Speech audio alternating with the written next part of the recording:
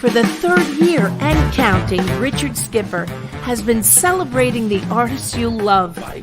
And what are some of the things that you've really run out of time? And we've got to talk about your latest. I want to go back a little bit, first of all, and celebrate a true legend. Richard Skipper is all about celebrating life, art, and his guest body of work. And did you pursue performing opportunities while you were in high school? Please join us while he showcases these diverse and talented individuals. Here's Richard Skipper. Happy Saturday, everyone, and welcome to the latest edition of Richard Skipper Celebrates. Who or what are you celebrating tonight? I'm celebrating music, I'm celebrating spring, I'm celebrating the Beatles, I'm celebrating love, I'm celebrating the fact that we shouldn't have to hide our love. I'm celebrating a wonderful couple that I've just met. I'm going to bring them on camera. Before I introduce them, I want to say that earlier this week, I went to Feinstein's 54 Below, formerly 54, Studio 54, here in New York. I went earlier this week to see Lorna Luft, daughter of Judy Garland. And Lorna tells a story. Her show was devoted to songs of the 1960s. And she tells this story that the night that the Beatles appeared on the Ed Sullivan Show, the Ed Sullivan Show was followed by the Judy Garland Show. And that was the night that Judy Garland introduced the song Lorna. So there was a connection there. But all of her show was devoted a lot to the Beatles, and they are very much a part of our consciousness. I'll share another very interesting story. Mitzi Gaynor, dear friend of mine, and a lot of people may not know this, but Mitzi Gaynor was also on that very famous show with the Beatles that night. And she said that when she found out that she was going to be on with the Beatles, she was excited because no one knew about the Beatles here in the United States. But she was in her dressing room and she hears this roar go through the dressing room. And she says, "What's going on?" She thought there was an earthquake in New York. And they said, "That's the Beatles." And that, of course, this week we heard the slap that was heard around the world. That was the sound that was heard around the world. But Rick and Robin are going to break open all kinds of stories with their amazing book that came out in January. Before we get to the book, I want to talk about you two. You have a love story yourselves. Oh, we do. Yes, we do. Yes. I want to celebrate the two of you. And I want to ask, you've got this great book out. Congratulations. Besides the book, what are you two celebrating tonight? Oh, gosh. Well, I guess you could say we're celebrating our love. Every day we celebrate our love. We're so happy. And grateful.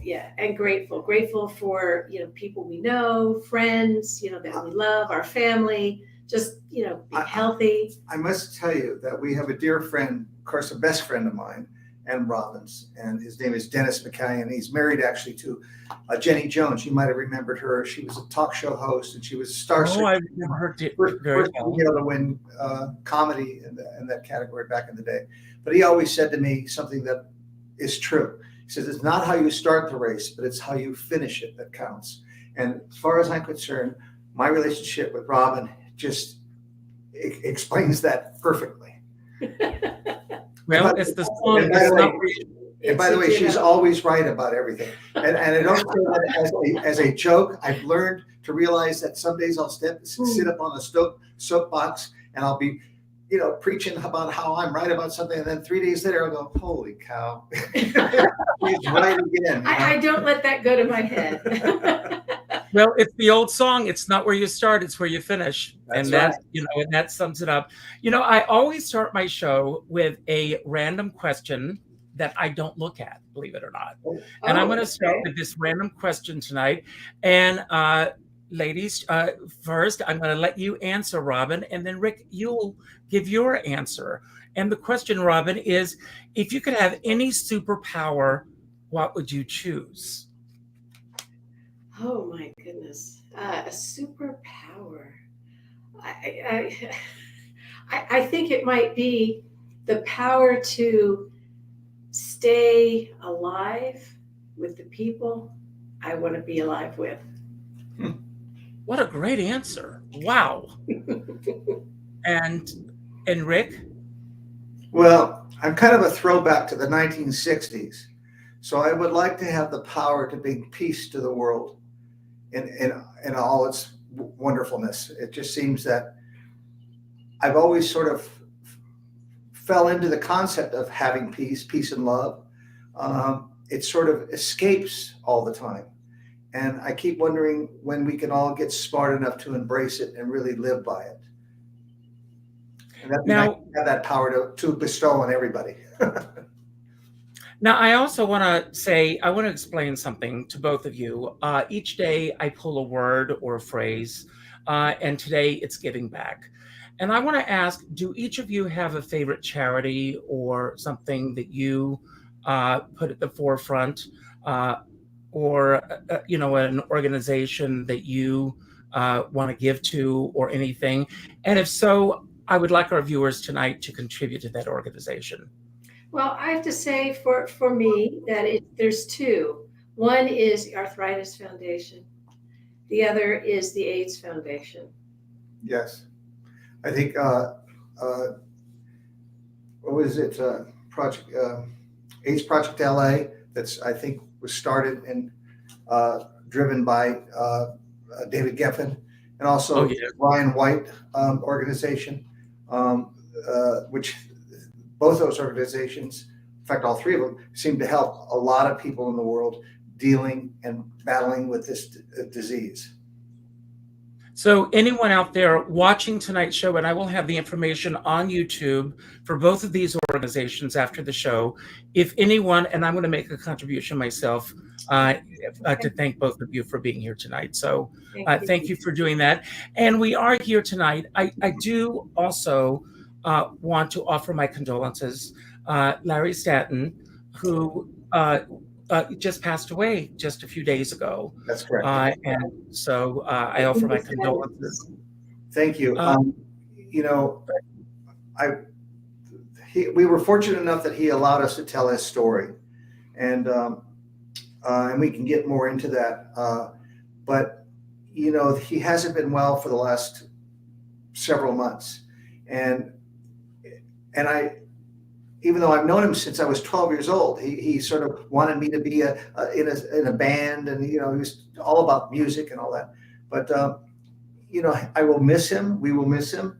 But I also believe in, and this is maybe not fair for me to say, but I'm glad he's not suffering, and I believe he's in a better place now. And I'm glad for that. And selfishly, yes, I'd still like him to be here, but it was very painful to know that he wasn't able to be who he really was, with. Well, there's something to be said for those words that we always say when we've lost somebody very special to us, and that's memory eternal. There's a lot of power in those words, that they stay alive with the memory that you hold in your heart and that you share with other people as well. Yes. Absolutely. Rick, I want to start with you because you did have a long relationship with him, a friendship that started when you both were 12 years old. Can you tell us a little bit about your background? I know that you grew up with him, and you both, go ahead, I'm sorry. I didn't interrupt you, but we weren't both 12. He died at 84 years old. So he was at least a good 10 years, right? Older than I am. And so when I was 12, he was a young man in his 20s. So he met my mother. I guess I don't know where I was, what I was doing, probably doing something with the Meglin Kitties. I have no idea. And so he thought I should be a singer and wanted to get me into that side of things and get me a record deal. And that's how it started. So I didn't mean to interrupt you, but that's just no. I thank you for clarifying that. But I know that he had very interesting friends. Let's start there. Zsa Zsa Gabor, Lionel Bard, of course, of Oliver fame, and were these also acquaintances that you met as well, Rick? No, it's interesting that during the time that I was trying to be in a musician and having my own group. That was between probably the ages of 12 and 15 or 16. I didn't know all of Larry's background. I knew him. I respected him. He was part of our lives, but I had no idea who he knew, and I had no idea about his relationship with Brian Epstein or Lionel Bart or Zsa Zsa Gabor, any of that. But over the years, he would start to tell us little stories. And the one he would always start off with was about Zsa Zsa Gabor and how he had sort of crazy times with her in a humorous way. Yeah. In a humorous way. And because she's a fantastic, Zsa Zsa Gabor is all, what can I say about her? She's unique. Yes. But it wasn't, when he finally told us years later that, I remember one time, I'll give you an example. I was not doing very well. I was sick and I was recovering. And he said, I have this book signed by Brian Epstein. It's signed to me. And he said, I'd like to sell it. Would you like to buy it? And I said, oh gosh, how much do you want for it? He said, I'll give me $500. I'll be, I said, well, that was like a deal, but I kept thinking I was going to die at any moment. And I thought, why would I want to buy this book for $500? So I passed on it, but it landed up being sold, auctioned off at, I think, Christie's or one of the Bonhams or something like that. So it's out there. And so he would then sort of, I'd go, oh gosh, you knew Brian Epstein. So these little conversations would start to happen.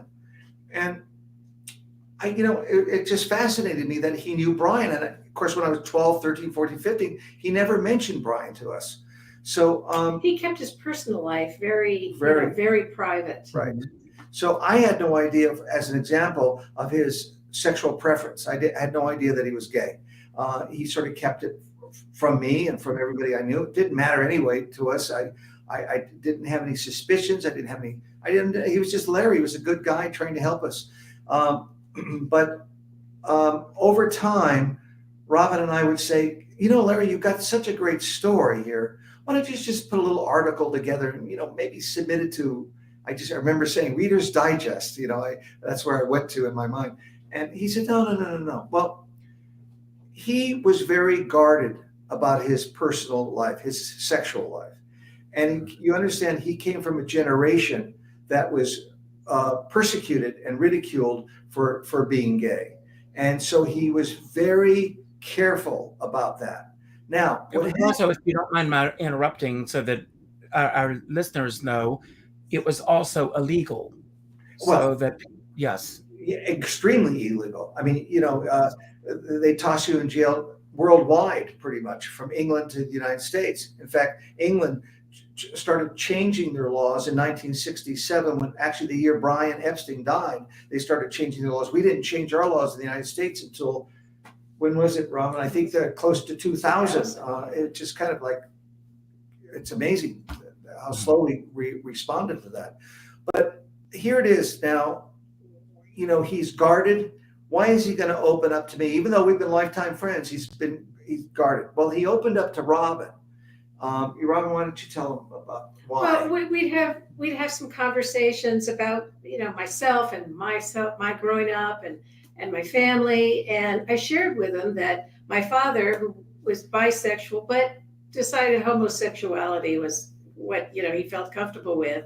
I've got siblings as well. And so I started having conversations with him about, my life with him as I was young and the things we would do growing up. He lived in West Hollywood and, we lived in West Hollywood. So it was a time when West Hollywood was really coming to life in a different way, just because of things that were happening during that time. And so he felt comfortable opening up, and it was a little slow process, but he'd start sharing these stories, which led to the story about him and his relationship with Brian Epstein. It was just amazing. And I want to go back to the thing. The reason why he opened up to Robin is because he felt he could, because of her relationship with her father. It wasn't easy for Robin or her father or her siblings or brothers and sisters to deal with that information at the time. They had to really process that whole thing. Here's the father who was a Marine and all that, as Larry was in the Air Force, so we had sort of strict ideas of what men and women should be in those times. That's all changed, obviously, now. So he began to open up to Robin because he felt comfortable. And so he opened up to me as well. And so that's what allowed us to start writing the book. And one of the other things that I think made Larry feel comfortable was not just the subject of being gay, but that my father was a professional magician at one point in his life. He too was an actor, which is why I'm born in Virginia. We made our way west, ended up in Hollywood, California, because that's where my father wanted to be. And it was really fabulous. He currently he's buried at the Hollywood Forever Cemetery because he wanted to be able to see the Hollywood sign. But even those things, made Larry feel more comfortable. He realized that there were other people in the world and with families where there could be discussions, and hence it led to him opening up more. And Robin and I actually lived when she was living with her dad there in Hollywood, West Hollywood. I lived just a few blocks away on Gardner below Fountain in a little Spanish apartment with another friend of mine who was general manager of Warner Brothers Music. So I met Robin. I met Robin when she was 14 years old. I was young. And I was trying to manage this rock and roll band. And so we've known each other for a lifetime. That's the truth, And that's part of our happiness, kind of going back to where you started, the beginning of your show, is that those are things that we celebrate because we've known each other for so long. And a lot of, life took us in some different paths, but we ended up coming together again. But being true in the spirit of the 1960s, we can't remember it all. But thank God that, as he starts to unfold and tell you these stories, what I love about this is that he trusted you with these stories. You encouraged him to write the book. So if we could go there with your encouragement of him to write the book and why you felt that it was important for him to tell the story. Well, even right to his death, he was amazingly still guarded. Well, as he would tell us these stories, they would get bigger and bigger and more interesting. And we said, Larry, you got to write a book. You got to, put these stories together because it really is incredible. And it's something that we feel that other people would appreciate hearing about, reading about. And so he says, no, I don't want to do that. Why don't you do it? And we said, well, okay. Yeah, that's how it started. So we started, it was a long process, but we started recording conversations. We took notes and we started putting it together. And of course we were, every day talking with Larry. The interesting thing too, is that when Robin said the stories would get bigger, right? Now, sometimes, as we all have friends who can exaggerate, can embellish, let's say, a story or two. And I love Larry, and Robin loved Larry, and we're thinking, is this real, or what are we doing here? So we're kind of ironic, though. About a year and a half ago, we got notice from a London auctioneer house in England. They were auctioning off Brian Epstein's personal phone book. And in his personal phone book, in his writing, not typed in, there's phone numbers and addresses of people typed in, but in Brian's own handwriting was Larry's name, address, and phone number, which totally gave us the provenance. It just sort of sealed it all. We got it now. Legitimized it, yes. And he didn't know he was in Brian's phone book at all. He didn't know. That came as a great surprise. Actually, it made him feel really happy. Yeah, he really felt, touched and warm. Got a warm heart over that. Yes. So let's go back to the beginning. They met at a party at the Beverly Hills Hotel. Yes. And let's start about the beginning of their relationship and how that evolved. And it was, it was a relationship over the course of 4 years. Yes. Yes. Well, at that time, Larry, like everybody in Hollywood, wanted to become a star, and he was a singer, and he actually was a pretty good singer. In fact, he used to sing at a little nightclub called Shelley's Manhole. It's right there in Hollywood, about a quarter of a mile maybe away from Capitol Records. Well, it used to be. Used to be. Yes, everything's used to be. But anyway, and Shelley really liked Larry professionally and always gave Larry the shot to sing. Now, Shelley was a studio musician, a drummer, and well-respected musician. In fact, the musicians called the Wrecking Crew, all those guys that used to play on the record, we used to come to Shelley's Manhole after a session or before a session. So they'd all sit in, and Larry got to sing. And Larry obviously wanted to get a record deal. And ironically, Shelley introduced him to Hank Sanacola, who was Frank Sinatra's manager at the time. They started Reprise Records and eventually gave Larry a record contract. They cut some sides. They never got released. Don't know why. Things happen. But he was on Reprise and signed by Hank Sanacola. But to earn a living, because we all love show business, but then we have to have that real job that sort of supports. That's right. So he was drove a taxi cab for Yellow Cat, so which also had pretty exciting stories that he shared with people that he would pick up and have to drive to certain places. And that's sort of how it started. It started by way of another taxi cab driver who picked up a fare, who said, "I'm having a party tonight. Why don't you invite a few of your friends over? I'd love to have them come to my suite at the Beverly Hills Hotel." Turned out to be Brian Epstein. And this is how Larry showed up at this party. Not knowing who was the host of the party. He had no idea it was going to be Brian. And they kind of hit it off, immediately. They took a liking to each other. And they spent hours. In fact, after the party ended, they kept going on. And over time, they realized that they had similar feelings. They had They had a lot more in common than they realized initially. They had depression issues that they shared, but they also shared in the fact that they were both Jewish. Yes. They were both gay, and that how they felt persecuted by that. So they had this little unique kind of. Brian felt comfortable to speak to Larry about things that he couldn't normally speak to other people about. And of course, Larry likewise felt the same way. Now, they came from two different economic, here's Brian Epstein, the king of the world, is the number one manager of rock and roll at that time, not only managed the Beatles, but just about everybody that was over in England that was coming here to the United States.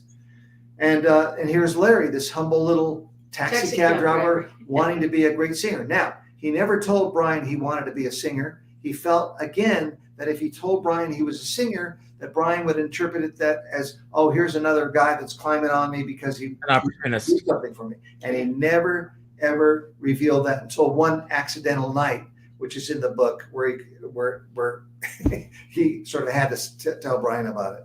But that's sort of... At least Brian took it very well. Let's just say that. Yeah, and I think the reason why Brian may have taken it well is because there was a lot of water under the bridge. In other words, they had grown to really know each other. And so it all worked out good. I'm going to ask you a question, which may seem like a silly question, but you both are managers. What made him such a great manager? Brian? Yes. It's interesting. I think he had an incredible eye and incredible ear. And with the managers that I've known my whole life, that seems to be something that's in common. I'll give you an example. Bob Marcucci, who managed Fabian and Frankie Avalon, who they did this movie called The Idolmaker, basically on Bob Marcucci's life. He had great eyes. Even in the movie, they talk about it's in the windows. He was great about people. I was partnered with another gentleman named Ward Sylvester, who managed the Monkees and Bobby Sherman. Again, he had a great eye. And I remember saying to Ward, I said, how do you have that sense to know what a teen idol is? He says, because I have the emotional makeup of a 14-year-old girl. That's the secret right there. But it's also being able to think outside the box as well. Right. And Ward liked me because I had this act in 1977 that I managed by the name of Shields and Yarnell. They were a mime act, and they were on CBS, and they were really gifted performers. And then, of course, I had David Copperfield after that. So Ward liked my eye and liked what I was doing. So I think it comes down to, yes, should talent be in there somewhere? Of course, but it's something else is moving us when we get involved. Well, there's a saying that goes, that people say about Rick, and that is that, he has the ability to take the, a piece of glass and turn it into the diamond. Well, thank you, Robin. But as the Beatles became more and more successful, he became more and more paranoid. Yes. I think the last years of Brian's life, and which is what Larry shared when they would have transatlantic phone conversations, was that Brian was very concerned. I mean, the last year of his life was also the last year of a contracted situation with the Beatles. In other words, he was going to have to renew his contract with the Beatles. And believe it or not, according to Larry, he was insecure about that. He didn't know if the Beatles would re-sign with him. Interesting. Then there's some other characters that start to reveal themselves that sort of want a piece of Brian's action, so to speak. It's interesting to me and to us when we did our research that there's a fellow by the name of Robert Stigwood, who is a very reputable man and has done some incredible things. I mean, he had the Bee Gees, and who we loved. And I mean, what's not to love about that? Saturday Night Fever. Yeah. But the interesting thing is, during the last year of Brian's life, Stigwood was in a position where he wanted to basically buy into Brian's company. And the thing that struck us is, why would Brian? Got to remember, this is not Robert Stigwood of the Bee Gees. This is Robert Stigwood before he had great success. Why would Brian be willing to give up 50% of his company to Robert Stigwood? Just why? Because he was losing interest in personal management. Okay, that brings me to a story that's not in the book. And that is that I was really good friends with a record producer by the name of Rick Gerard at RCA Records. Rick produced Jefferson Airplane, Jose Feliciano. He discovered Michael McDonald, and he also had Harry Nilsson. And so I was in his office the day he got a telegram from Brian Epstein saying that he wanted to manage Harry Nilsson. 2 weeks later, Brian died. If Brian was giving up personal management, why was he sending a telegram to Rick Gerard wanting to get involved with Harry Nilsson, who the Beatles loved? Why would he be making those overtures if he was really going to give up his world? I don't believe he was giving it up at all. I believe there were other people standing around Robert Stigwood that made Brian very nervous and got him a little crazy. And that was the Cray twins, which were notorious gangsters in England. They actually turned out to be bodyguards for Frank Sinatra at an event, but that's a whole other story. Not surprising. But they were notorious gangsters. They sort of ran the whole nightclub scene down in England. And they were standing right next to Robert Stigwood, and that made Brian very nervous. And, even the last concert the last tour that the Beatles did, you would think that at all these, dates that Brian would be there. Let me back up just one moment. And that is say that there enter a person that really took over Brian's emotions. We refer to this person as the toxic lover. Right. Yes. And Brian had a really hard time. Now, Brian loved Larry, but their relationship, over the years towards the latter part, was a different kind of love. Brian had a love that was really a dangerous love with this toxic lover. And this person caused a lot of havoc for him. Yeah. Hence the story. Yeah. Continue. And about the briefcase. Oh, yes. So imagine this: the Beatles are performing one of their last concerts. Where's Brian and where's Brian's attorney, Nat Weiss? They're not at the concert. This toxic lover actually stole Brian's briefcase, and they were out trying to chase down this toxic lover, trying to find him, trying to find that briefcase.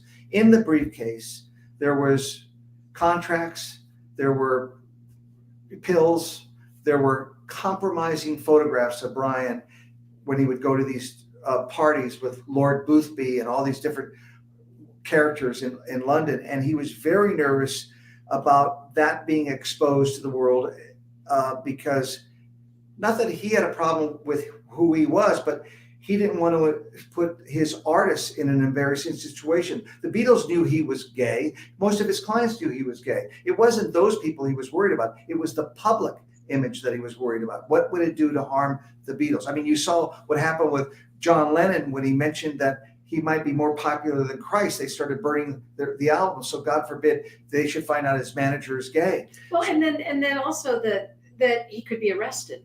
He could be put into jail at the time as well. Yes. And people may not remember the FBI was following the Beatles and, in an unbelievable way at that time. Right. Yes, and we also believe that, interestingly enough, to just say one more thing about the toxic lover, which we go into detail a little bit about in the book, and we mention his name, because a lot of people have written about this guy, but nobody seems to know where he came from.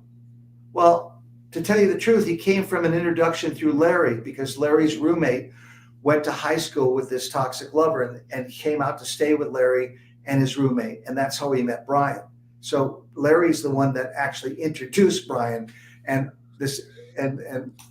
all of this started to get pretty crazy with this guy. What's interesting is when we bring up the FBI, and we've done our own research and had our own conversations with the FBI, this guy was arrested in Los Angeles. He was arrested in New York, and he was arrested in London. But there's no information on him whatsoever. It's as if he never lived. So what does that tell you? To me, that tells you that he's either in witness protection program or somebody knocked him off. But the witness protection thing, I think, because this particular person also was a witness to one of the Cray murders, as well as had information on Brian, the man who was leading the Beatles, who was going to change. The FBI at that time, J. Hoover and the president at that time were so scared that the Beatles were going to change the culture of the world for the negative, that they were paranoid about that, and then on the British side, there was, member of parliament. I should say members, because I guess other stories have come out over time. But the ramifications of that information coming out on top of just Brian's information. And I believe MI5 was also involved with the FBI. Taking a look into Brian and the Beatles and all that. They were very nervous about this cultural revolution that was happening in the 60s. I mean, let's face it, the Beatles really changed everything as far as it changed the trajectory of music, everything, fashion, everything. I mean, it was quite amazing times, I must say. The book is just incredible, and I want to ask what was the turning point with Larry when he said, okay, let's do this? I think it's when he really actually, maybe you're asking something different, but I think when he became, because he embraced Robin's awareness of homosexuality because of her dad, And my sharing, again, some of the stories that my father went through. And also, I've been a lifelong defendant and friend and of Larry's, as he has been of mine, that I feel that he felt okay. Now, interesting. Larry's real name is Lauren Stanton, but he said, which is the name that is in the book of which is in the Barry book with Brian. But he said to us, "Can you not use Lauren, because there's still some people I'm nervous about that may know about things. Can you just use Larry?" Isn't that interesting? After all these years, that's amazing. Well, I think there's still, some things that he kept secret. I mean, do we say? It's very interesting that you say this. I had a friend who unfortunately passed away a few years ago. She was dying of cancer, and on her deathbed, she begged us not to tell her family that she was gay. On her deathbed, she did not want her family to know. Yeah, it really is sad. Like my father was with his partner for over 30 years. And I think about it often of how they would have felt if they could have gotten married.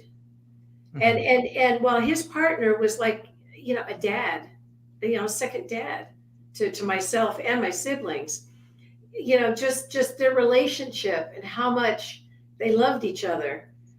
And even though everybody they knew what the relationship was between them, it was still, if they could have lived just a little longer to see the progress. And it came to a point, because when I was younger, there were some things that happened that were kind of traumatizing to me as a young girl, to hear what, just traumatizing experiences in becoming knowledgeable about something.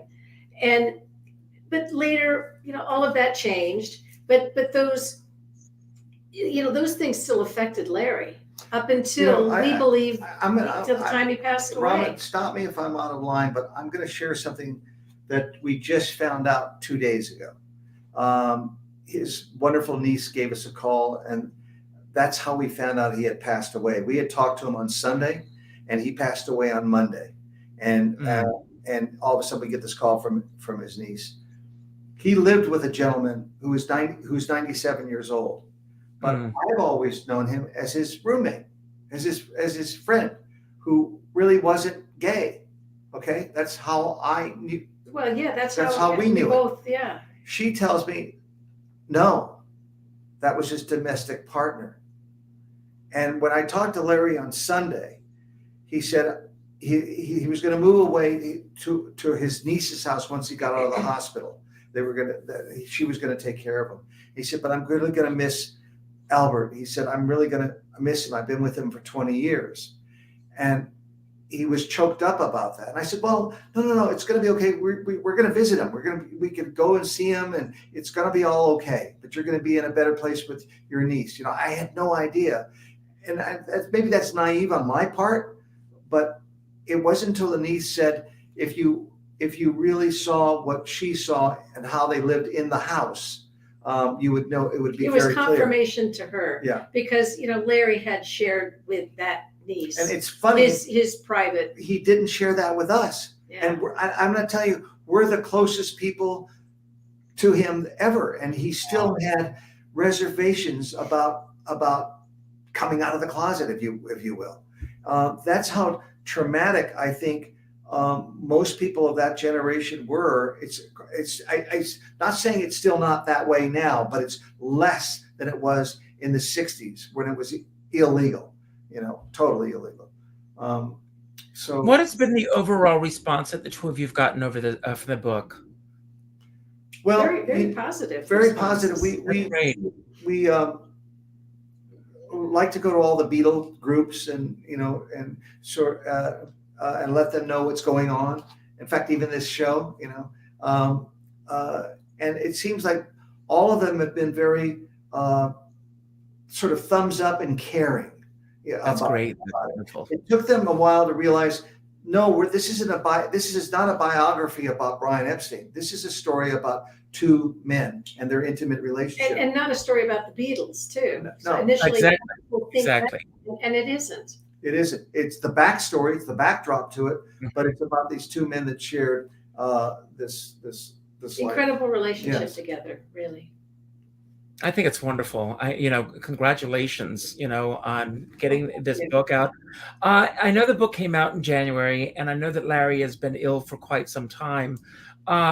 Was he able to see the finished product? Yes. What is his overall thoughts about the book? He was ready to buy some new clothes, and he wanted to fly to England to do some interviews. That's right. And he really wanted to do some. Like, for instance, we would have had him here. Oh, it would have been wonderful. And because he was so much looking forward to doing things like that, but he wanted it to be stronger to be able to do a right interview. But no, he was really excited about the book.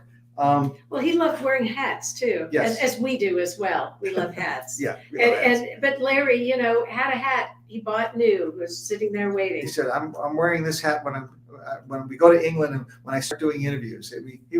He loved when the book came out. He got to see the book and because he had copies of it and all that, and he was very happy about that. I feel, and Robin feel, that we gave, even when we posted that he passed away, we got a lot of responses about people, saying rest in peace and God bless him and all that. And I thought, gosh, if Larry could only be here to see that people really care, and that's part of the problem I have in general when people die, is that why aren't we telling people when they're alive how much we love them? Why do we? Do you watch my shows? Because I say this all the time. That's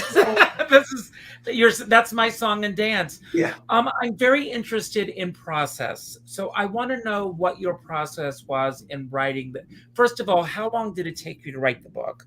And what did you learn about yourselves from writing this book? Well, it was our first venture together.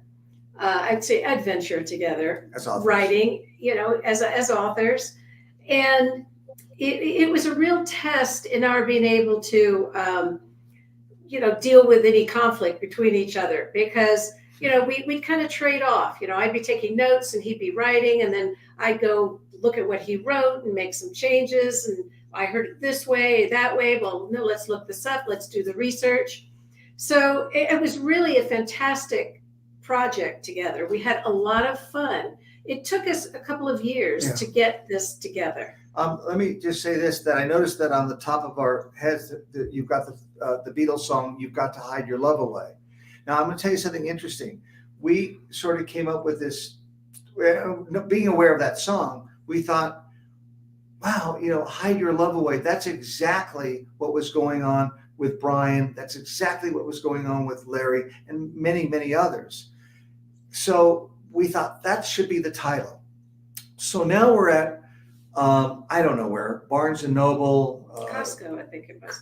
No, it was someplace where, yes, it was at Costco. There was a couple of Beatle books out there about all the music the Beatles had written. So I'm saying, Robin, let's look up Hide Your Love Away. I'm scanning through the whole book. There's no song called Hide Your Love Away. I'm going, we know there is. Wait a minute, there is, because I've heard it, and because we named the book Hide Your Love. So we're going through the book, and finally we find out, no, it's Hey, You've Got to Hide Your Love Away is the song the Beatles wrote. Our book is called Hide Your Love Away, we shortened it and condensed it, which is kind of interesting. I thought that was pretty smart of us, even though we had no idea that we just stumbled over that fact, Well, I do want to tell everyone, when you go to your favorite bookseller to buy this book, get it with a gold seal. Yes. Because you have added to the book since you first wrote it. Yes. You added more to it. What did you add additionally to the book? I know there are additional pictures since you first wrote it. And there's different information, but I must tell you that I can get a little crazy in my own self about trying to do something and trying to make it perfect. I guess I should see someone about that. But anyway, the fact is that when the first book came out, which was a hardback, I was very upset with the margins. I was very upset with how it was laid out. And it didn't look the it way we didn't wanted look it to the way look. we wanted it. The any photograph that was in the hardback was low resolution. You couldn't really see the pictures the way we wanted. So when the paperback came out with the gold seal, that all got corrected, and so that made us happy. I encourage people, if they're going to buy something, please buy. I don't even know if you can get the hardback anymore, but in other words, the only reason to buy the hardback is as a collector's edition. Right. but the one with the gold seal is the right one. You asked me at the beginning of the show, how do we decide who we're going to give the book away? I'm going to show you how we're going to do that. All right. So we have a little contest here, and I'm going to add this to this stream here. And we've got this hashtag, and people will be able to comment with the hashtag giving back, because that's what tonight is about. You are giving back by telling this story. I end my shows with my homage to James Lipton inside the Actors Studio. So I've got some questions that I pulled for both of you, just some general questions. And while we're doing this, they can go in and comment with hashtag giving back, and then we're going to do a drawing. And I'll show you how it works. By the way, can I just say one thing to you? James Lipton, I loved him dearly. He actually was part of the crew that went over with the Bob Hope special in China with Shields and Yarnell. And so I've known Mr. Lipton back in the day, as early on as probably 1978. He was always a gift to the world. Oh, I love him, and I honor him with every show. So thank you for saying that. And I'm going to start with you, Robin. And the question that I'm going to ask you is there a memory that stands out among all other memories that Larry shared with you that you just could not shake after the book was completed? Well, yes. And that is how much Larry wanted to go visit with Brian while the Beatles were filming the movie Help. He wanted to be there, and he couldn't be there because of serious problems with his mother. And he felt that the relationship between them would have changed for the better if that had been able to happen. May I add to it that he thought that he could keep Brian out of getting into trouble with various lovers that were there trying to use him rather than be there because they really cared for him. Wow. Yes, that's it. That's it. Wow. And Rick, how has social media changed your life, especially now with this book? Oh gosh. Well, you know, it's interesting, isn't it? I kind of long for the old days, but yes, social media is here, and it's a powerful tool. Just the internet's a powerful tool. And you know, I try to work social media the best way I can with promoting the book and promoting everything that we're doing, whether it's Les Brown, you know, on Sirius XM or whatever that we're doing. That's how I found you. Oh, yeah, that's wonderful. We really, I love that music of the 40s, actually the 30s and the 40s. And we were just fortunate to put Les Brown on Sirius XM with his own show on 40s Junction, which we're really happy about because it's happy music. You know, yeah. When I love rock and roll. I mean, I'm always going to love rock and roll, you know, but something about big band music, I don't know what it is, but it just makes me feel good, you know? I mean, you've had a lot of people on your show that are bring back the modern classics, like Julie Budd and what have you. And those people that are keeping that alive, I mean, it's wonderful. And it's got to stay alive. That music's got to stay alive.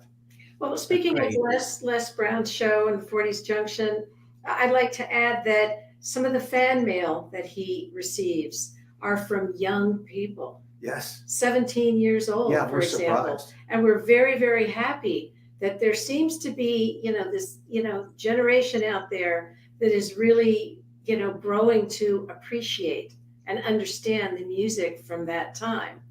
I mean, those tunes, I can go on and on, but for Johnny Mercer and all those different people, just mind-blowing stuff, That's great to hear. Robin, in what way did you come closest to your idea of perfection working on this book? Well, okay, we went back and forth between Rick and I. We probably went through the book 10 times before we even sent it off to the publisher and for an editor to look at. And I don't think we've ever found perfection. I think that we could rewrite it right now, and it would, perfection. I don't think. Does anybody ever? So that's what I was going to lead to, and that is that every time we talk about it, and every time we've read it or read sections of it, in our minds we say, there was something that came out later, even after it was published, that we, how great it would be if it was added, and so. I guess, perfection. I think everything it's is hard a work to reach perfection. Everything is a work in progress. But it's nice to keep reaching for it. That's true. Yeah. Rick, what do you feel is the highest high that you've ever experienced in your career? Other than meeting Robin? There it is. That could be the answer. That could be the answer. I as much as I love the talent I represented, Robin's real. Everything about her is real. I don't get the prepared answer from an artist, and God bless him. But I mean, I could just keep it with Robin. Yeah. Oh, that's wonderful. Robin, what was the best gift that you gave to someone in this business? In the business of? Show business. I was going to say being an author, show business. Advice to never give up. Reach for the stars and just keep trying. We kind of live by a philosophy of a quitter never wins and a winner never quits. Did I say that right? Yes. You said that right. I got it. That's wonderful. What we do live by, and fortune. And also fortune favors the brave. So we like both those sayings, and we try to live by it. Also, we live by another thing, and that is Frank Capra, who is a wonderful director, directed all the movies that I really love. Me too. Life, what have you. I had the pleasure of meeting him several times, and he told me, "Remember, Rick, believe in your hunches." And he actually wrote it down for me, and I have it framed. And I really believe that's true. You got to go, that little voice that's inside you that tells you something, you got to go with that. You can't intellectualize it and tear it apart. You got to go with that first feeling. And there's nothing that makes both of us separately and together feel better than knowing that we've helped an individual attain, their dreams or be the best that they can be. There's self-satisfaction in that. Yes. That's the epitome of giving back. I love it. Thank you for that.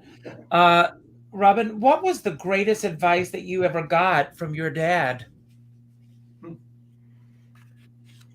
Well, he would always tell me that it was kind of a funny one. There are a few things there, but one of them was, don't let it be your problem if somebody doesn't like you. It's their problem, not yours. But he told me, he always encouraged me to experience life, to do what I wanted to do, and that he would always be there for me. And he was always there for me. And that's it. That's great. And Rick, what was the greatest advice that you ever got from Larry? The greatest advice. Well, Larry loved cars, so they were always talking cars. So I don't know. Yes, but in terms of show business, they're too numerous to say. He just told me to keep focused. Oh, one of the things we would talk about is it's not about money. If you want to be really great at what you're doing, you do it for the, what did he say? Let money follow you. Yeah, he would say, don't chase money, have money chase you. And the way you have that, the way that will happen is by being the best at what you're doing. And I always thought that was great advice. That's great. It's funny, but that's the one thing I never have chased after money. It's always been about setting up the artist to look the best, to be the best. And then the phones would ring, or whatever it is that we're doing. It was always about making it look as good and rich as possible. And then the phone would ring, and so I think it works out to be good that way. Yeah. I think. By the way, I want to say one other thing about Robin's dad is that I used to see Robin and her father dancing at Gazzari's in Hollywood. It was a nightclub in Hollywood on Sunset Strip where we'd all go to dance. And there was Robin and her dad who'd be up there dancing. I always felt, how lucky was I that my father could go out with me, get me into places, although I really didn't have a problem back in those days. But that I can enjoy that part of life with my father. It was really fascinating and it was incredible. So yes. I was going to ask Robin this question, but I'm going to switch and I'm going to ask you, Rick. What kind of a relationship did you have with your parents? Oh gosh, I think I had a wonderful relationship. My mother and my papa were totally supportive of me, and they introduced me to show business when I was 6 years old, and they're the ones that kept me going and allowed me to express myself in any way that I'd like in terms of the creative arts. And I would have never, I remember literally I was playing in the backyard under a lemon tree, literally with little army men, and my mother comes out the back door and says, "Okay, we're going." And I said, "We're going where?" She said, "We're going to dance class." I went, "We're going to what?" And yeah, at Megan Kitty Studios. I went, "Oh, okay." So I remember that first day that I went with my mom and my pop, and I sat there and I went, what is this about? But I noticed for me, it was a whole little classroom of girls. And that really, I went, okay, I'm in. kept it going. I was all in when I saw all the little girls. I went, okay, I'm in. I was 6 years old, 7 years old. So I always liked girls. There's something I wanted to add, if I may. I didn't mean to interrupt you, but because I spoke about my father, but my mother. I mean, I grew up in there was music all the time in my family because both of my parents played the piano and sang, but my mother was a concert pianist, so she was real serious piano. I wish I could say I took the time and had the patience to play the piano myself, but for some reason I just kind of went off into other things. And that's the one thing we're missing is a baby grand piano, and we're going to get it so we can have some nice parties and we're the piano. You have to do that. It's always great. Robin, what one thing truly motivated you this past week? Well, I can say, first of all, I love springtime. It's just like the time of, things being renewed, rebirth, and joy. If you think about what Easter means, example.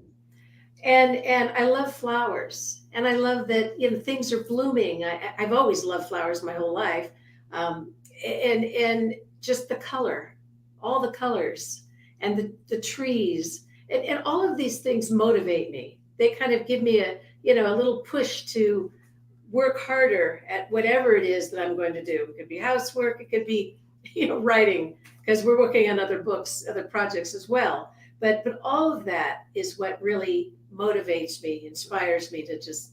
What is the plant Give we it my just all. bought? The wisteria? What's it? Oh, a wisteria. Yes. Oh, I love that. That's great. Yeah. We just bought, I was hoping that it would grow, because we bought one before and it didn't get enough sun. So it, we felt really bad for that. But we finally got another wisteria vine, and the flowers are already blooming on it. And it smells great and it looks beautiful. And Yes. so we love planting. We love the gardens. Yes. We love gardening. Yes. That's another thing. So Yes. we grow, we love growing peppers, all types of peppers. Me too. We've It's got a great. lot of herbs. We and got we just the Carolina Reaper, the ghost pepper, habaneros. Well, I'm from South Carolina. That was my nickname in high school. Really? I'm joking. Oh boy, wonderful. That's great. No. Well, I've got one last question for both of you. I have a daily calendar on my desk, and I pulled this from earlier this week because this stood out for me, and I love this. And it said, "My heart longs for peace and cries out for justice. Today's self-love action. How can I be a force of peace in the world today while also promoting justice?" So I'm going to start with you, Rick. How can you be a force of peace in the world today while also promoting justice? it seems to be a tougher. That's not such an easy answer to Easy, question to answer in today's world. Because so much of it is caught up with politics now, and I just know It that interferes with too many things in life. I just know that I've got to do right for myself. If I live a good life and do the right thing, I'm hoping that will reflect on the people I'm talking to, and that I'll get that back. If I could change the world and make things right, I would. I don't have a shot at it, but maybe I'm not answering your question. No, you are. You truly are. And it's not an easy thing to answer. It just, I want to say I cry inside when I watch the various news channels and see what's really going on in this world. It's very, I would like to think that we've learned something, again, just being fun. In the 60s, we talked about peace and love. Well, obviously we didn't learn from that. I mean, it's just like, yes, we're intellectually, we've got our technical, what we can achieve technically, through industry and what have you. We're advanced, but the mind, I wish that could be as developed as the iPhone. It just seems like we start all over again. And then we have people in the world that want to be dictators and want to control the world. And it seems like that lesson is something we have to learn over and over and over again because of the the young 20-year-old ego that wants to take the world over. Well, it's as if we're living in, Alice in Wonderland. Mhm. Everything seems to be kind of topsy-turvy. Yeah. And people have forgotten, a lot of people, not all people, what's really important for now. What's with the now, and then thinking about the future, and how can we be better people? How can we help each other? What can we give to help people, get over whatever it is that they're, going through? And it's not easy. It's not easy doing any of that, but We try. I'll be honest with you, Richard. I think that I might be a little slow in answering that question, only because I think it's a huge question with huge answers, and it would take another 3 hours to really and we wouldn't even scratch the surface at that point. Well, I hope that you'll come back sometime and we'll spend a little more time with it. Anytime, we'd Richard. love to. One day I want to say we're both thrilled to be with you. Absolutely, yes. To be on your show and to meet you and to have this conversation with you is a thrill for us. We're really thrilled about that. Well, it means a lot to me. We're going to give away a book. I'm going to show you how this works here. In answer to your question from before, we draw this way, and these are the people who answered with hashtag giving back. And Howard Tucker. And Howard Tucker just said to me yesterday, I never win on your show. And he won tonight. So, Howard, so we will get your book, and I will get his address to you. Okay. I'm going to take this off here. So don't worry, we're going to, and I'm going to do this. Don't go anywhere for just a moment. I want to thank you all for showing up tonight. It's an incredible read. Thank you for telling this story. And I want to thank you all for showing up tonight. I know that I can speak for Rick and Robin, I hope, when I say this. We don't take it lightly when you show up. So thank you all for showing up tonight. You could have been anywhere else tonight, but you spent an hour with us, and that means a lot to me. If this was your first time here, I hope it will not be your last. Please consider subscribing to Richard Skipper Celebrates. Leave a comment on YouTube. Tell your friends about this show. And check out the other people that I've celebrated. My show is about celebrating. It's about celebrating artists and their body of worth. And tomorrow night at 7 o'clock, we are going to be celebrating 100 years of Doris Day. Tomorrow is her birthday. So come back and let's all have a Doris Day, if you can. I have a dear, what I would like all of you to do, and you too, Rick and Robin, after the show tonight, go to your Facebook friends list and reach out to the second name that pops up and reach out with a phone call. Not an email message, not a text message, not a private inbox message, but a phone call. And let that person know what they mean to you. As my dear friend Sean Moniger always says, we're all in this together, but we're not in the same boat. And you never know what someone else is going through right now. But I always say, if you're going to go out in a boat, make sure you bring a skipper along. So Rick and Robin, I'm going to leave the screen and I'm going to give you the final word. Anything you want to say about anything that we talked about tonight that you want to build upon, anything that we didn't talk about that you wish we had, or just any final message that you want to give to everyone who's watching right now. Don't worry about how to end the show. As soon as you say goodbye, the credits will roll. And when the next book comes out, I want you back. Thank you. Yes. Thank you. Thank We'd you. love to. We'll be back for Absolutely, sure. yes. Okay, it's all yours. I wanted to say to you that Les Brown, by the way, Jr. his babysitter was Doris Day. And I've got to put Les Brown Jr. together with you because I think you both will get along tremendously. Yes, it would be great. We're going to work on that. And you know, if anybody wants to get in touch with us, they could always get to our website, which is marcellicompany.com, MARCELLI company, COMPNY.com. And I always mispronounce my name, but for the people in New York, it's Marcelli. On the West Coast, they don't know from Italian, so it's Marcelli. Look, we hope to be back. We thank you for the time that you've given us. So much. We've really enjoyed you, It's been Richard. a lovely hour. It's been wonderful. God bless you. Yes. Bye.